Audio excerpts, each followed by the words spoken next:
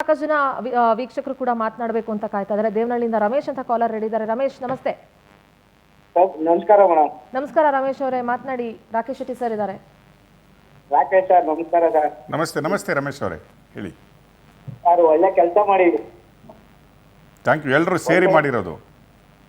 ಇಲ್ಲ ಇಲ್ಲ ಸರ್, ನೀವು ಒಳ್ಳೆ ಎಫೆಕ್ಟ್ ಹಾಕಿ ಮಾಡಿ. ಮತ್ತೆ ಇವನ್ ಸಮೀರ್ನ ಯಾವಾಗ ಸಮೀರು ಇನ್ನು ಇವತ್ತು ನಾಳೆ ಕಾಯಿರಿ, ಅದು ಆಗುತ್ತೆ. ಇವತ್ತು ನಾಳೆ ಕಾಯಿರಿ. ಒಬ್ಬೊಬ್ಬರೇ ದಿನಾ ಹಬ್ಬದ ಊಟ ಮಾಡ್ಬೋದು ನೀವು. ಅವರು ಮಾತಾಡಿದ್ರೆ ಏನೇನೋ ಅವ್ರನ್ನ ಅರೆಸ್ಟ್ ಮಾಡ್ಬೇಕು. ಈಗ ಅವನ ವಿಡಿಯೋ ಬರುವ ಕಾಲ ತುಂಬಾ ಹತ್ರದಲ್ಲಿದೆ, ಕಾಯಿರಿ ಸ್ವಲ್ಪ. Okay Ramesh, thank you. Praveen ಅಂತ ಹೇಳಿ ಉತ್ತರ ಕನ್ನಡದಿಂದ. ಪ್ರವೀಣ್ ನಮಸ್ತೆ. ಸರ್ ನಮಸ್ತೆ. ರಾಕೇಶ್ ಶೆಟ್ಟಿ ಸರ್ ನಮಸ್ತೆ. ಮಾತಾಡಿ ಪ್ರವೀಣ್. ಸರ್ ಪ್ರವೀಣ್ ಪಡ್ನಾನ್ ಅಂತ ಉತ್ತರ ಕರ್ನಾಟಕದಿಂದ ಮಾತಾಡೋದು. ಹೇಳಿ ಬ್ರದರ್. ಸರ್ ತಮ್ಮ ಬಗ್ಗೆ ತುಂಬಾ ಪ್ರೌಡ್ ಫೀಲ್ ಆಗ್ತಾ ಇದೆ ಸರ್. ಈ ಇಶ್ಯೂ ಬಗ್ಗೆ ನಾನು ಜಾಸ್ತಿ ಏನು ಹೇಳಲ್ಲ, ಒಂದ್ ಮಾತು ಮಾತ್ರ ಹೇಳ್ತೀನಿ. ಹೇಳಿ ಬ್ರದರ್. ಧರ್ಮಸ್ಥಳ ಭಕ್ತಾದಿ ಪರವಾಗಿ ಈ ಮಾತನ್ನ ಹೇಳ್ತೀನಿ. ನಿಜವಾದ ಧರ್ಮ ರಕ್ಷಕರು ನೀವು. ಥ್ಯಾಂಕ್ ಯು ರಾಜರಿಗೆ ಬಿರುದಿರುತ್ತರ ಧರ್ಮ ರಕ್ಷಕ ಅಂತ ಬಿರುದು ತಮಗೆ ಕೊಡ್ಬೇಕಂತ ನಾನು ಹೇಳ್ತೀನಿ. Thank you brother. Thank you Praveen ಅವರೇ. ಸಂಜು ಅಂತ ಬೆಳ್ತಂಗಡಿಯಿಂದ. ಸಂಜು ನಮಸ್ತೆ. ಮೇಡಮ್ ನಮಸ್ಕಾರ. ನಮಸ್ಕಾರ ಸಂಜು. ಸರ್ ರೋಹಿತ್ ಶೆಟ್ಟಿ ಅವರೇ ಸರ್ ನಮಸ್ಕಾರ ಸರ್. ಚೆನ್ನಾಗಿದ್ದೀರಾ ನೀವು? ಚೆನ್ನಾಗಿದ್ದೀರಿ, ಹೇಳಿ ಬ್ರದರ್.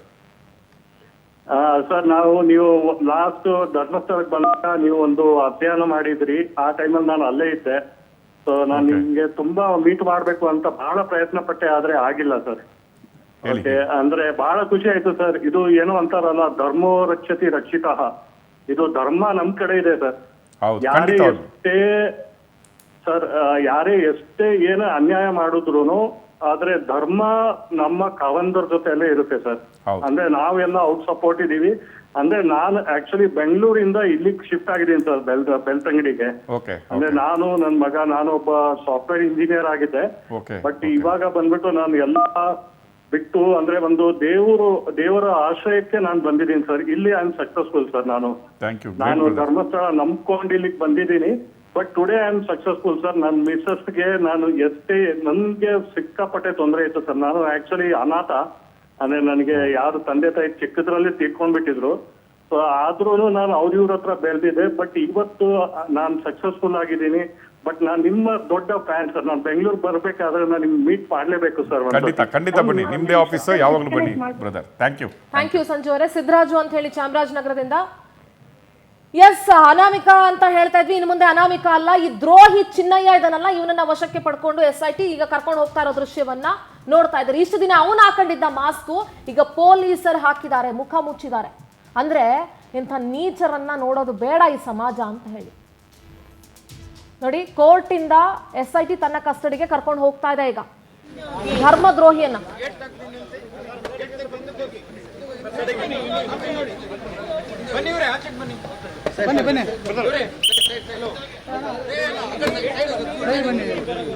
ಹಿಂದಿನಿಂದ ಮಾಡ್ಕೊಳ್ಳಿ, ಗಾಡಿ ಸ್ಪೀಡಾಗಿ ಹೋಗೋಕೆ ನಿಮಿತ್ತ ಆಗ್ತದೆ, ಗೊತ್ತಾಯ್ತಲ್ಲ.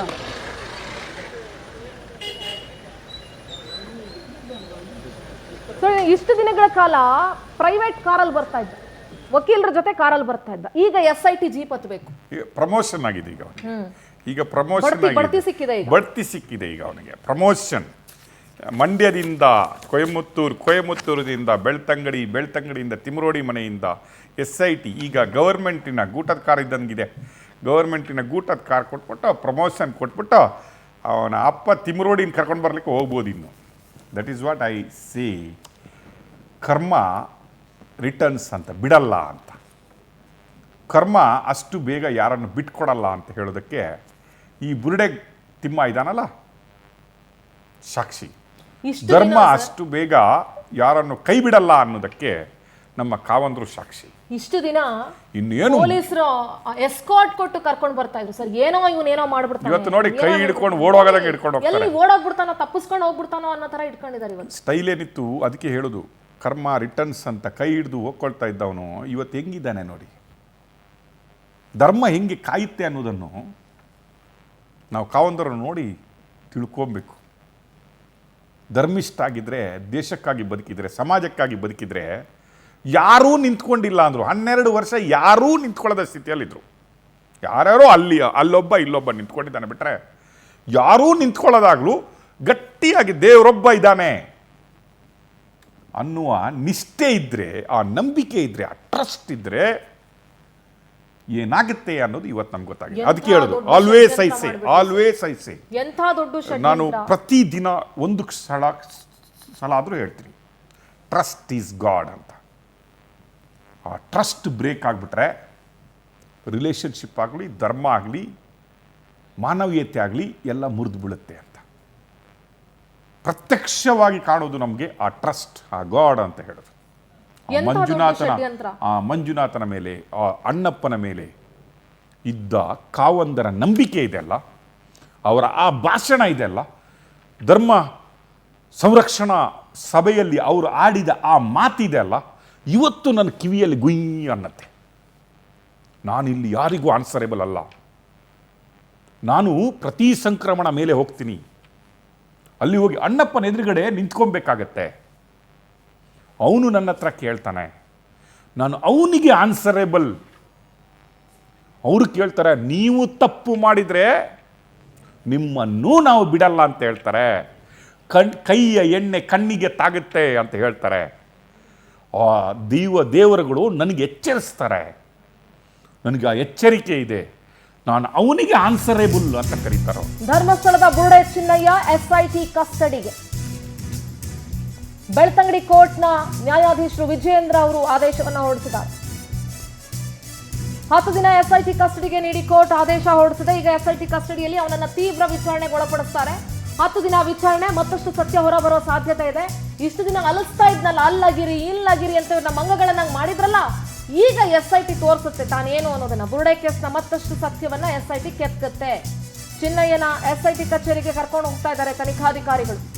ಒಂದ್ ಕಡೆ ಸುಜಾತಾ ಭಟ್ ಮನೆಯಲ್ಲೂ ಕೂಡ SIT ಬಂದಿದೆ. ಆಕೆಯನ್ನ ಕರ್ಕೊಂಡು ಹೋಗೋದಕ್ಕೆ ವಿಚಾರಣೆಗೆ ನೋಟಿಸ್ ಕೊಟ್ಟರು ಹೋಗ್ತಾ ಇರಲಿಲ್ಲ.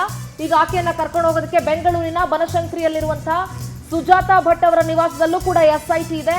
ಈಗ ಇನ್ನೊಂದ್ ಕಡೆ ಬುರುಡೆ ಚಿನ್ನಯ್ಯನ 10 ದಿನ SIT ತನ್ನ ಕಸ್ಟಡಿಗೆ ಪಡ್ಕೊಂಡಿದೆ. ಇನ್ನೊಂದ್ ಕಡೆ ಮಹೇಶ್ ಶೆಟ್ಟಿ ತಿಮರೋಡಿಯ ಜಾಮೀನು ಅರ್ಜಿ ವಿಚಾರಣೆ ಆಗುತ್ತೆ. ಆತನನ್ನು ಕೂಡ ಬಾಡಿ ವಾರೆಂಟ್ ಮೇಲೆ ವಶಕ್ಕೆ ಪಡೆಯುವ ಸಾಧ್ಯತೆ ಇದೆ. ಈಗ ಆಲ್ರೆಡಿ ಬೇರೆ ಬೇರೆ ಕೇಸ್ಗಳು ಕೂಡ ಮಹೇಶ್ ಶೆಟ್ಟಿ ತಿಮರೋಡಿ ಮೇಲೆ ದಾಖಲಾಗಿದೆ. ಇವರು ಮಾಡಿರೋದೆಲ್ಲ ಅಕ್ಷಮ್ಯ ಅಪರಾಧಗಳು. ಕ್ಷಮೆ ಅನ್ನೋದೇ ಇಲ್ಲ.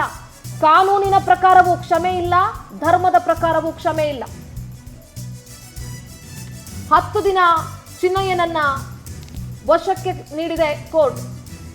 1 ಗಂಟೆಗೂ ಹೆಚ್ಚು ಕಾಲ ವಾದವನ್ನ ಆಲಿಸಿ ಕಸ್ಟಡಿಗೆ ನೀಡೋದಕ್ಕೆ ಆದೇಶ ಹೊರಡಿಸಿರೋದು. ಆರೋಪಿ ಹಿಂದೆ ಸಾಕಷ್ಟು ಜನ ಇದ್ದಾರೆ ಅಂತ SIT ಅಧಿಕಾರಿಗಳು ಹೇಳಿದ್ದಾರೆ ನ್ಯಾಯಾಧೀಶರಿಗೆ. ನ್ಯಾಯಾಲಯಕ್ಕೆ ಹೇಳಿದ್ದಾರೆ SIT ಅಧಿಕಾರಿಗಳು, ಇದು ಒಬ್ಬನ ಕಥೆ ಅಲ್ಲ, ಒಂದು ಬುರುಡೆ ಕಥೆ ಅಲ್ಲ, ಇವನಿಂದ 10 ಜನ ಇದ್ದಾರೆ. ಇದು ಬಹಳ ದೊಡ್ಡ ಷಡ್ಯಂತ್ರ, ಒಂದು ಜಾಲನೇ ಇದೆ. ಇದರ ಪೂರ್ವಾಪರ ಎಲ್ಲವನ್ನ ಕೂಡ ತಿಳ್ಕೊಳ್ಬೇಕು. ಹಾಗಾಗಿ ಇದನ್ನ 10 ದಿನ SIT ಕಸ್ಟಡಿಗೆ ಕೊಡಿ ಅಂತ ಹೇಳಿದಾಗ ನ್ಯಾಯಾಲಯ 1 ಗಂಟೆಗಳ ವಾದವನ್ನ ಆಲಿಸಿ ಇವನನ್ನ 10 ದಿನ ಕಸ್ಟಡಿ ಕೊಟ್ಟಿದೆ. ಸರ್, ಕಸ್ಟಡಿ ಕರ್ಕೊಂಡು ಹೋಗ್ತಾ ಇದ್ದಾರೆ ಆಲ್ರೆಡಿ ತನಿಖಾಧಿಕಾರಿಗಳು SIT ಕಚೇರಿಗೆ. ಇಷ್ಟು ದಿನ ಇವನು ಹೇಳಿದಂಗೆ ಅವರು ಹಾಕಿದ ಡಿಸೈನ್ ಮಾಸ್ಕ್ ಇತ್ತು, ಡಿಸೈನ್ಡ್ ಮಾಸ್ಕ್. ಯಾವುದೋ ಒಂದು ಹಾಲಿವುಡ್ ಫಿಲ್ಮಲ್ಲಿ ಡಿಸೈನ್ ಮಾಡಿ ಕಳಿಸಿದಂತಹ ಜಾಕೆಟ್, ಅದಕ್ಕೆ ಒಂದು ಮಾಸ್ಕ್, ಅದಕ್ಕೆ ಒಂದು ಅವನನ್ನು ತೋರಿಸಿದ್ರೆ ಉಗ್ರ ಸ್ವರೂಪಿಯಾಗಿ ತೋರಿಸುವಂಗೆ ದಿನಕ್ಕೊಂದು ಮಾಸ್ಕ್. ಇವತ್ತು ಆ ಮಾಸ್ಕ್ ಕಳಚಿದೆ. ಈ ಗಲ್ಲು ಶಿಕ್ಷೆಗೆ ಹಾಕ್ತಾರೆ ನೋಡಿ, ಹಾಕ್ಕೊಂಡು ಕರ್ಕೊಂಡೋಗ ಫಿಲ್ಮಲ್ಲಿ ನೋಡ್ತೀವಿ ನಾವು ಗಲ್ಲು ಶಿಕ್ಷೆ ಮಾಡುವಾಗ, ಅಂಥ ಮಾಸ್ಕ್ ಹಾಕ್ಕೊಂಡು ಪೊಲೀಸ್ ಅವರು ಕರ್ಕೊಂಡು ಹೋಗ್ತಾರೆ. ಬೇಕಿತ್ತ ಮಗನೇ ಅಂತ ಕೇಳಬೇಕಾಗಿತ್ತು ನಾವು. ಆದರೆ ನಾವು ಥ್ಯಾಂಕ್ಸ್ ಹೇಳಬೇಕು ಈ ಬುರುಡೆ ತಿಮ್ಮನಿಗೆ. ಯಾಕೆ ಹೇಳಿ? ಇವನ ಎಂಟ್ರಿಯಿಂದ ಸತ್ಯಕ್ಕೆ ಜಯ ಸಿಗ್ತಾ ಇದೆ ಅನ್ನೋದು. ಧರ್ಮಸ್ಥಳದಲ್ಲಿ ಇವನು ಒಂದು ಎಷ್ಟೋ 1998 ಇಂದ 2014 ಅನ್ನದ ಋಣ ಇವನು ತೀರಿಸಿದ್ದಾನೆ ಅಂತ ಅನಿಸ್ತಾ ಇದೆ ನನಗೆ.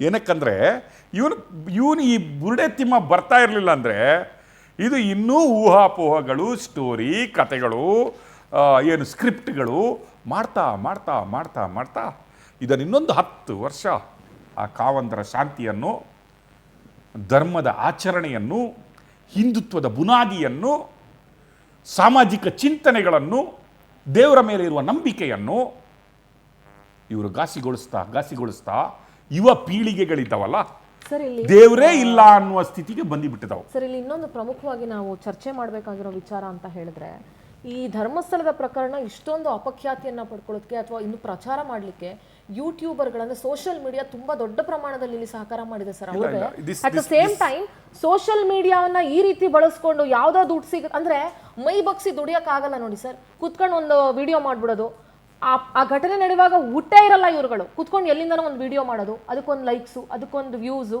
ಇದೆಲ್ಲ ಆಗಿ ಇವತ್ತು ಈ ಹಂತಕ್ಕೆ ಸಾಮಾಜಿಕ ಜಾಲತಾಣವನ್ನು ಬಳಸ್ಕೊಳ್ತಿದ್ದಾರೆ ಅಂತಂದ್ರೆ ಇದಕ್ಕೂ ಕಡಿವಾಣ ಹಾಕೋ ಕೆಲಸ ಆಗಲೇಬೇಕಾಗುತ್ತೆ ಸರ್. ನಾನು ಹಲವು ವಿಚಾರಗಳನ್ನು ಇವತ್ತು ಹಂಚ್ಕೋಬೇಕಂತ ಮನಸ್ಸಾಗ್ತಾ ಇದೆ. ಕೆಲವೊಮ್ಮೆ ಖುಷಿಯಲ್ಲಿ ಮನಸ್ಸು ತೇಲಾಡ್ತಾ ಇದ್ರು, ಇನ್ನೊಂದು ಕಡೆ ಒಂಥರ ದುಃಖ ಅನಿಸ್ತಾ ಇದೆ. ನಾನು ಕಾವಂದರನ್ನು, ಪೂಜ್ಯರನ್ನು ತುಂಬ ಸಲ ಲೈಫಲ್ಲಿ ಭೇಟಿ ಮಾಡಿದವನಲ್ಲ. ನಾವು ನಮ್ಮ ಜೀವನದ ಚಿಂತನೆಗೆ ಹೊರಟವರು. ಸರ್ 1 ಸೆಕೆಂಡ್ ಸರ್, ಸಾರಿ ನಾನು ಇಂಟ್ರಪ್ಟ್ ಮಾಡ್ತಾ ಇದ್ದೀನಿ. ನಮ್ಮ ಪ್ರತಿನಿಧಿ ರೂಪೇಶ್ ದೂರವಾಣಿ ಸಂಪರ್ಕದಲ್ಲಿ ಜಾಯ್ನ್ ಆಗ್ತಾ ಇದ್ದಾರೆ. ರೂಪೇಶ್, ಈಗ 10 ದಿನಗಳ ಕಾಲ ಆ ಚಿನ್ನಯ್ಯನನ್ನ SIT ತನ್ನ ಕಸ್ಟಡಿಗೆ ಕರ್ಕೊಂಡು ಹೋಗ್ತಾ ಇದ್ದಾರೆ. ಸೊ ಅಲ್ಲಿನ ಡೆವಲಪ್ಮೆಂಟ್ಸ್ ಏನಾಗ್ತಾ ಇದೆ ರೂಪೇಶ್?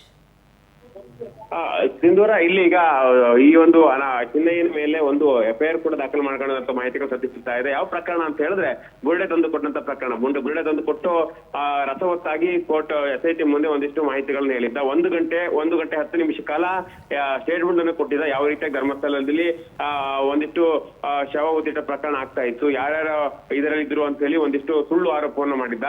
ಇದೇ ಪ್ರಕರಣಕ್ಕೆ ಸಂಬಂಧಪಟ್ಟಂತೆ ಮತ್ತೆ ಪುನಃ ಇನ್ವೆಸ್ಟಿಗೇಷನ್ ವೇಳೆಯಲ್ಲಿ ಎಲ್ಲ ಕೂಡ ಉಂಟು ಹೊಡೆದು ತಪ್ಪಾಯ್ತು ಅನ್ನೋದು ಈ ರೀತಿಯಾಗಿ ಹೇಳಿದ್ದೆ ನಾನು ಅಂತ ಹೇಳಿ ಹೇಳ್ಕೊಂಡಿದ್ದ. ಹೀಗಾಗಿ ಷಡ್ಯಂತ್ರವನ್ನು ಕೂಡ ಬಯಲು ಮಾಡಿದ್ದ. ಹೀಗಾಗಿ ಇದೇ ಪ್ರಕರಣ ಸಂಬಂಧಪಟ್ಟಂತೆ ಆತರ ಇರುತ್ತೆ. ಯಾಕಂದ್ರೆ ಈ ತಲೆಬುರುಡೆ ತೆಗೆದುಕೊಂಡು ಬರ್ಬೇಕಾದ್ರೂ ಕೂಡ ಒಂದಿಷ್ಟು ಕಾನೂನಾತ್ಮಕ ಪ್ರಕ್ರಿಯೆಗಳಿರುತ್ತೆ. ಆ ಪ್ರಕ್ರಿಯೆ ಯಾವುದನ್ನು ಕೂಡ ಮಾಡಿಲ್ಲ. ಇಲ್ಲಿಂದ ಕೂಡ ಯಾರೋ ಕೊಟ್ಟಂತ ಬುರುಡೆನೋ ಯಾವುದೋ ಏಜೆನ್ಸಿಗಳಿಂದ ತಂದಿದ್ದಾರೋ ಅಂತ ಮಾಹಿತಿ ಕೂಡ ಸಿಗ್ತಾ ಇದೆ. ಈ ಪ್ರಕರಣ ಸಂಬಂಧಪಟ್ಟಂತೆ ಎಲ್ಲಿನೋ ತಂದಂತ ಬುರುಡೆಯನ್ನ ಈಗ SIT ಪೊಲೀಸರಿಗೆ ಕೊಟ್ಟು ದಿಕ್ಕು ತಪ್ಪಿಸುವಂತ ಪ್ರಯತ್ನವನ್ನು ಮಾಡಿದ್ದು. ಅದೇ ರೀತಿ ತೇಜೋವಧೆ ಮಾಡಿದಂತ ಪ್ರಕರಣ ಸಂಬಂಧಪಟ್ಟಂತೆ ಇದೀಗ SIT ಈ ಪ್ರಕರಣವನ್ನು ದಾಖಲು ಮಾಡ್ಕೊಂಡಿದೆ. ಅದೇ SIT ಅಲ್ಲಿ ಪ್ರಕರಣ ದಾಖಲಾಗಿದೆ. ಯಾಕಂತ ಹೇಳಿದ್ರೆ ಈಗ ಗುಂಡಿ ಎಲ್ಲ ತೆಗೆದಂತ ಪ್ರಕರಣ ಒಂದು ಆದ್ರೆ, ಮತ್ತೊಂದು ಈಗ ತಲೆಬುರುಡೆಯನ್ನ ತಂದುಕೊಟ್ಟಂತ ಪ್ರಕರಣದಲ್ಲಿ ಆತನ ವಿರುದ್ಧವಾಗಿ ಪ್ರಕರಣವನ್ನು ದಾಖಲಿಸಲಾಗಿದೆ. ಇದೇ ಪ್ರಕರಣ ಸಂಬಂಧಪಟ್ಟಂತೆ ಕೋರ್ಟ್ ನಲ್ಲಿ ಈಗ ಆತನನ್ನು ಹಾಜರು ಮಾಡಿದ್ದು SIT ಕಸ್ಟಡಿಗೆ 10 ದಿನಗಳ ಕಾಲ ಪಡ್ಕೊಂಡಿದ್ದಾರೆ. 10 ದಿನಗಳ ಕಾಲ SIT ಕಸ್ಟಡಿಗೆ ಅನ್ನೋದು ಕೂಡ ಕುತೂಹಲಕಾರಿ ವಿಚಾರ. ಯಾಕಂತ ಹೇಳಿದ್ರೆ ಪೊಲೀಸರು ರಿಮಾಂಡ್ ಅರ್ಜಿಯಲ್ಲಿ ಒಂದಿಷ್ಟು ವಿಚಾರವನ್ನು ಹೇಳ್ಕೊಂಡಿದ್ದಾರೆ. ಯಾಕಂದ್ರೆ ಸಮಗ್ರವಾಗಿ ತನಿಖೆ ಆಗಬೇಕಾಗುತ್ತೆ. ಕೇವಲ ಈತ ಮುಖವಾಡ ಮಾತ್ರ, ಮತ್ತೆ ಮುಖದ ಹಿಂದೆ ಮುಖಗಳೇ ಬೇರೆ ಇದೆ, ಇದೆಲ್ಲವನ್ನು ಕೂಡ ತನಿಖೆ ಮಾಡಬೇಕು ಅಂತ ಕೂಡ ಹೇಳಿದ್ದ. ಹೀಗಾಗಿನೇ ಈ ವಿಚಾರವಾಗಿ ಸಮಗ್ರವಾಗಿ ತನಿಖೆ ಆಗಬೇಕು. ಈ ವಿಚಾರವಾಗಿ ಈಗ ಈ ಮಾಸ್ಕ್ಮನ್ SIT ಕಸ್ಟಡಿಗೆ ಕೊಟ್ಟಿದ್ದಾರೆ. ಇಲ್ಲಿಗ ಈತ ಒಂದು ಕೇವಲ ಒಂದಿಷ್ಟು ಪಾತ್ರಧಾರಿ ಮಾತ್ರ, ಸೂತ್ರಧಾರಿ ಬೇರೆನೇ ಇದ್ದಾರೆ ಅನ್ನೋ ವಿಚಾರಗಳು ಬೆಳಕಿ ಬರ್ತಾ ಇದೆ. ಹೀಗಾಗಿ ಇದೆಲ್ಲವನ್ನೂ ಕೂಡ ತನಿಖೆ ಮಾಡಬೇಕು, ಸಮಗ್ರವಾಗಿ ತನಿಖೆ ಆಗಬೇಕು. ಈ ನಿಟ್ಟಿನಲ್ಲಿ 10 ದಿನಗಳ ಕಾಲ ಪೊಲೀಸ್ ಕಸ್ಟಡಿ ಕೊಡಲಾಗಿದೆ. ಅದೇ ರೀತಿ ಈಗ ಈ ಕೇಸ್ನಲ್ಲಿ ಮೊದಲ ವ್ಯಕ್ತಿ ಬಂಧನ ಆಗಿದೆ. ಹೀಗಾಗಿ ಬುರುಡೆ ತಂದುಕೊಟ್ಟರೆ ಅನ್ನೋ ಪ್ರಶ್ನೆಗಳು ಬರ್ತಾ ಇದೆ. ಮೈಸೂರಿನ ಯಾವ ಏಜೆನ್ಸಿಗಳ ಲಿಂಕ್ ಕೂಡ ಬರ್ತಾ ಇದೆ. ಹೀಗಾಗಿ ಬುರುಡೆ ತಂದುಕೊಟ್ಟರು ಯಾರು, ಎಲ್ಲಿಂದ ತಂದುಕೊಟ್ಟು ಬಂದ್ರು, ಒಂದೇ ಬುರುಡೆ ತಂದಿದ್ದಾರಾ, ಬುರುಡೆ ಯಾರ್ದು? ಹೀಗಾಗಿ 24 ವರ್ಷದ ಮಹಿಳೆದಂತೇಳಿ ಹೇಳ್ಕೊಂಡಿದ್ದೆ. ಎಲ್ಲ ಸಂಬಂಧಪಟ್ಟಂತೆ ಸಮಗ್ರವಾಗಿ ವಿಚಾರಣೆ ಆಗಬೇಕಾಗುತ್ತೆ. ಹೀಗಾಗಿ 10 ದಿನಗಳ ಕಾಲ ಪೊಲೀಸ್ ಕಸ್ಟಡಿಗೆ ಅಥವಾ SIT ಕಸ್ಟಡಿಗೆ ಕೊಡಲಾಗಿದೆ. ಸಿಂಧೂರ. ಓಕೆ, ಥ್ಯಾಂಕ್ ಯು ರೂಪೇಶ್ ನಿಮ್ಮೆಲ್ಲ ಡೀಟೇಲ್ಸ್ಗಾಗಿ. ಎಸ್